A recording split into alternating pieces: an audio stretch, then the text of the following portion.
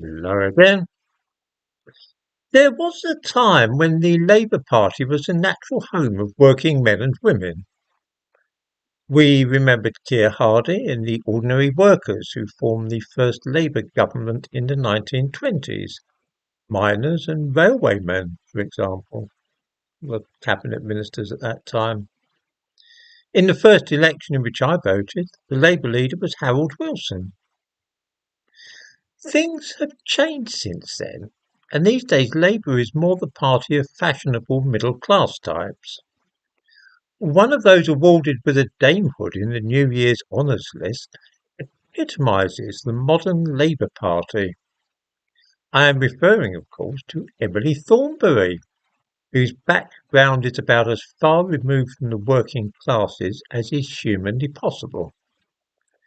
I call her Emily Thornberry, but of course she has for the last decade or so been Lady Nugee, although she doesn't wish people to be reminded of this as it makes her sound a little too posh.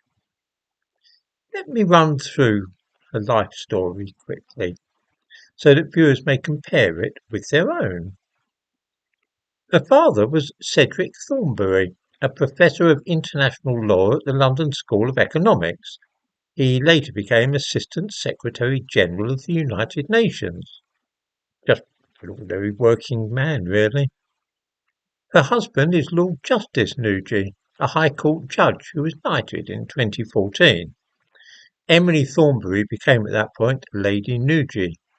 Tried not to let people know about it. She has made a lot of fuss about the need for social housing. It's a cause close to her heart.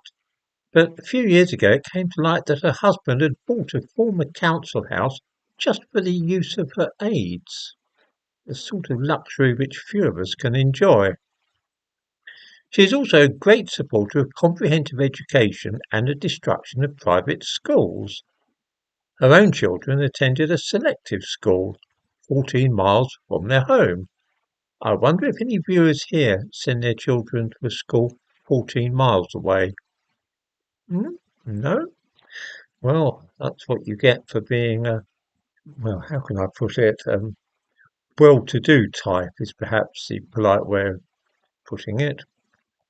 It will be recalled that when she was Shadow Attorney General in 2014, she was supporting Labour in a by-election at Rochester, and while there, tweeted an image of a house with a white van outside and the Cross of St George flag hanging in front of the house.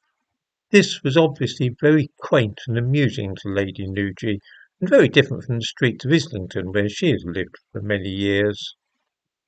The full title now is Dame Emily Ann, Lady Nugee, which just about tells us all we need to know about today's Labour Party.